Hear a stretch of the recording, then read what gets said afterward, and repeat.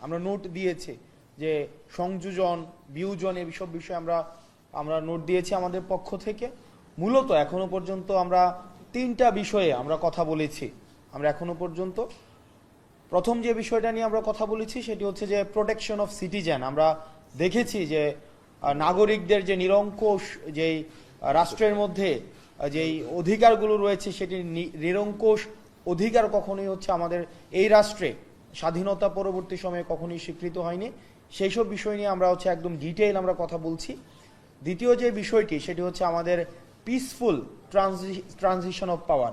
আমরা দেখেছি যে রাষ্ট্রের যখনই এই পাওয়ার ট্রানজিশনের একটি সময় এসছে তখনই হচ্ছে একটি গৃহযুদ্ধ পরিস্থিতি সৃষ্টি হয়েছে প্রতিনিয়ত।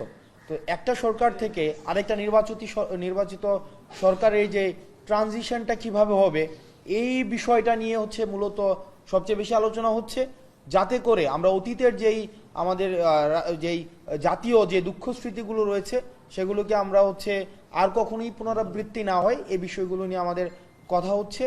তৃতীয়ত যে বিষয়টি সেটি হচ্ছে যে আমাদের দেখেছেন যে আমাদের সংসদের স্থিতিশীলতার নামে যেই আমাদের ভয়েস মাস্ক করে রাখা হয়েছে আর্টিকেল 70, সেটি নিয়ে কথা হচ্ছে, যেটির মধ্য দিয়ে আমরা হচ্ছে সংসদের একই সাথে স্থিতিশীলতা, সংসদ সদস্যদের স্বাধীনতা এবং আমাদের সংসদকে কার্যকর আরও বেশিভাবে কিভাবে করা যায় এই বিষয়গুলো নিয়ে হচ্ছে এখনো পর্যন্ত আলোচনা হচ্ছে। আর বাকি বিষয়গুলো নিয়ে আমাদের হচ্ছে জাতীয় নাগরিক পার্টি এনসিপির সদস্য সচিব এখন আপনাদেরকে এই মধ্যাহ্ন পর্যন্ত আলোচনা যেটি হয়েছে সেটি নিয়ে বাকি ব্রিফটি করবেন। এখনো পর্যন্ত বিচার বিভাগ, নির্বাচন কমিশন, জনপ্রশাসন এবং পুলিশ সংস্কার কমিশনের মতো বিষয়গুলো নিয়ে যে আলাপগুলো, দুদক সহ এই বিষয়গুলোতে আমরা এখনো আলাপ শুরু করতে পারিনি। তবে পুলিশ সংস্কার কমিশনের রিপোর্ট এখানে অন্তর্ভুক্ত কেন হয়নি সে ব্যাপারে আমরা প্রশ্ন উত্থাপন করেছি এবং আমাদের যে মতামতগুলো আছে সেগুলো আমরা জানাতে চেয়েছি। একই সাথে আমরা যেমনটা মনে করি যে বাংলাদেশে বর্তমানে যে সংবিধান রয়েছে এই সংবিধানের মধ্য দিয়ে একটি গণতান্ত্রিক পরিবেশ নিশ্চিত করা সম্ভবপর নয়, বরং এখানে প্রধানমন্ত্রীকে যেমন একচ্ছত্র ক্ষমতায়ন করা হয়েছে তার মধ্য দিয়ে সাংবিধানিকভাবে স্বৈরতন্ত্র প্রতিষ্ঠিত হবার সুযোগগুলো রয়েছে।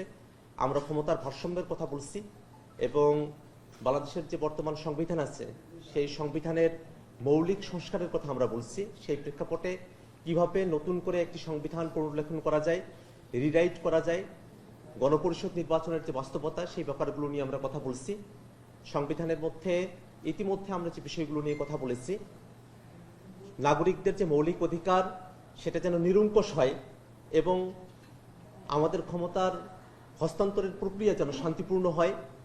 একই সাথে আমরা বাংলাদেশের বিদ্যমান যে রাজনৈতিক কাঠামো আছে সেখানে শুধুমাত্র আইন প্রণয়নের ভিত্তিতে নয়, যেন রাজনৈতিক দলগুলোর মধ্যে সহাবস্থান এবং আস্থার ভিত্তিতে আমরা ক্ষমতার হস্তান্তরের যে প্রক্রিয়া আছে সেখানে আমরা ঐক্যমত্যে পৌঁছাতে পারি সেই ব্যাপারে আমরা গুরুত্ব আরোপ করেছি, আমরা কথা বলছি। আমরা আশাবাদী যে আমাদের মধ্যবর্তী যে আলোচনার বিরতিতে আমরা এখন আছি এর পরবর্তীতে আমরা আরও আলোচনার মধ্য দিয়ে আজকের যে আলোচনাগুলো আছে সেগুলোর আমরা একটা ফাইনাল কনক্লুশন আপনাদের সামনে আমরা উপস্থাপন করতে পারবো। এই পর্যায়ে পর্যন্ত আমাদের এই পর্যন্ত আলোচনা হয়েছে। আমাদের আলোচনা শেষ পেয়ে আমরা আমাদের পূর্ণাঙ্গ ব্রিফ আপনাদের সামনে উপস্থাপন করব। ধন্যবাদ।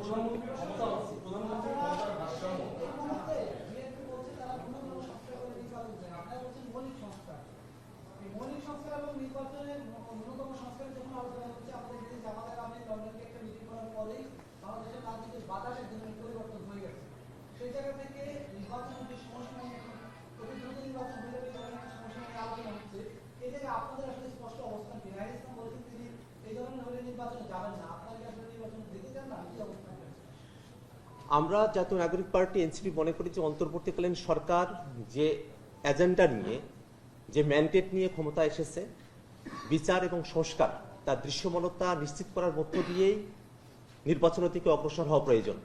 নির্বাচন অবশ্যই হতে হবে, কিন্তু তার আগে বিচার এবং সংস্কারের দৃশ্যমান রোডম্যাপ সরকারকে উপস্থাপন করতে হবে, বিচার এবং সংস্কারকে দৃশ্যমান করতে হবে এবং এটার জন্য যেটুকু সময় প্রয়োজন অন্তর্বর্তীকালীন সরকার সে সময়টা অবশ্যই পেতে পারে।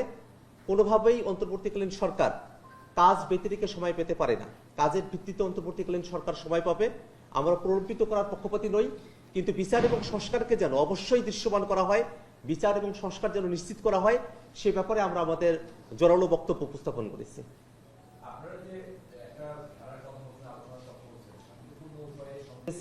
এবং যারা সাধারণত ক্ষমতায় থেকেছে তারা তাদের ক্ষমতাকে আরো বেশি প্রলম্বিত করবার চেষ্টাটা করেছে এই অন্তর্বর্তীকালীন সময়গুলোতে।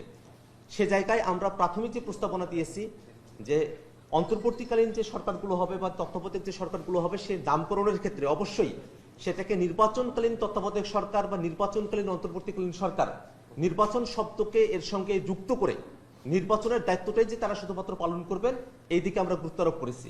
কিন্তু সেই নির্বাচনকালীন অন্তর্বর্তী সরকার বা নির্বাচনকালীন তত্ত্বাবধায়ক সরকারের রূপরেখা কিরকম হতে পারে, সেখানে প্রধান উপদেষ্টা হিসেবে কারা দায়িত্ব পালন করতে পারেন, সেই ব্যাপারে আমরা পূর্ণাঙ্গ বিস্তারিত আলাপ আলোচনা করছি। আমরা পরবর্তীতে এই মুহূর্তে আমাদের সেই আলোচনাটা চলছে, আমরা আলোচনার যখন কনক্লুশনে আসবো তখন আপনাদের কাছে বিস্তারিত আমরা উপস্থাপন করব।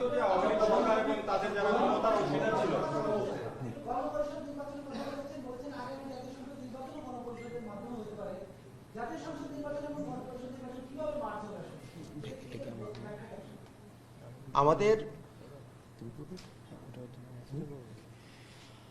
আচ্ছা, এখানে হচ্ছে একটা বিভ্রান্তি হয়তো তৈরি হয়েছে বিভিন্ন সময়। সেটা হচ্ছে যে আমরা এমনটা হচ্ছে যে আমরা দুইটা নির্বাচন চাচ্ছি, এরকম বিষয়টি এমন না, বরং আমরা একটি নির্বাচনই চাচ্ছি, যে নির্বাচনটি একটা আইনসভার নির্বাচন এবং একই সাথে সাথে ওই নির্বাচনটিকেই আবার হচ্ছে গণপরিষদের স্ট্যাটাস দেওয়া হবে। কারণ আপনি জানেন যে যে কোনো ধরনের অ্যামেন্ডমেন্ট কনস্টিটিউশনাল অ্যামেন্ডমেন্ট সেটা যে কোনো সময় হচ্ছে হাইকোর্টে চ্যালেঞ্জের শিকার হইতে পারে। যেমন আজকে আমরা দেখেছেন যে এখন যেই আমাদের হাইকোর্টে আওয়ামী লীগ সরকার যেই আমাদের হচ্ছে 15তম যেই সংশোধনীটা করেছে সেটা কিন্তু এখন চ্যালেঞ্জ হয়েছে। তো এখন যেই আমরা হচ্ছে আবার যেই অ্যামেন্ডমেন্টগুলো করছি সেটি যে আবার হচ্ছে পরবর্তীতে চ্যালেঞ্জের শিকার হবে না, এবং এটা কনস্টিটিউশনের বেসিক ফান্ডামেন্টাল রিফরমেশনের এখতিয়ারটা সেটা শুধুমাত্র গণপরিষদেরই থাকে। সেই জায়গা থেকে আমরা আমাদের জায়গা থেকে যে দাবিটি জানাচ্ছি, পরবর্তীতে যে নির্বাচনটি হবে ওই নির্বাচনটি একই সাথে আইনসভার নির্বাচন, একই সাথে গণপরিষদের স্ট্যাটাসটা নিয়ে যাদের প্রাথমিক কাজ হবে কনস্টিটিউশনটাকে হচ্ছে রিরাইট করা, এবং একই সাথে সাথে হচ্ছে পরবর্তীতে হচ্ছে তারা হচ্ছে পার্লামেন্টের যে স্বাভাবিক কাজ রয়েছে, যে রুটিন ওয়ার্ক রয়েছে, সেই রুটিন ওয়ার্কটিকে একসাথে চালাবে।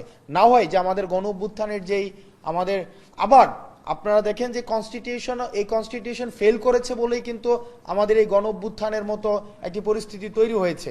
তো সুতরাং এটির জন্য আর পুনরাবৃত্তি না হয় সেটির জন্য হচ্ছে আমরা আমাদের জায়গা থেকে এই বিষয়টি বারবার করে পুনরাবৃত্তি করছি। আচ্ছা, আমরা যেহেতু এখন একটা মধ্যবর্তী বিরতির সময়টাতে আমরা এসেছি, মানে আসন্ন নির্বাচন, জি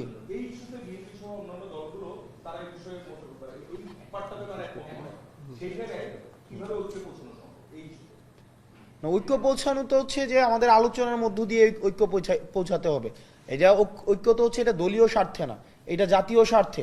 আমাদেরকে একটি বিষয় মাথায় রাখতে হবে যে শুধুমাত্র আমাদের এই অভ্যুত্থানটাকে, কেন অভ্যুত্থানটি হয়েছে সেটা মাঝে মাঝে মনে হয় যে এই বিষয়টাকে আমাদের একটু রিভিজিট করতে হবে যে অভ্যুত্থানটার কারণ কি। কারণ একচ্ছত্র ক্ষমতার ভারসাম্য না থাকা, এবং আমরা যদি একই ফ্রেমওয়ার্কে আবার আমরা একটা ডেমোক্রেটিক ট্রানজিশনের দিকে যাই সেটি কিন্তু কতটা সাস্টেনেবল হবে এটি কিন্তু প্রশ্নবিদ্ধ। সেই জায়গা থেকে জাতীয় স্বার্থে আমাদের রাজনৈতিক দলগুলোকে বৃহৎ স্বার্থে আমাদের ঐক্যমত্যে পৌঁছাইতে হবে।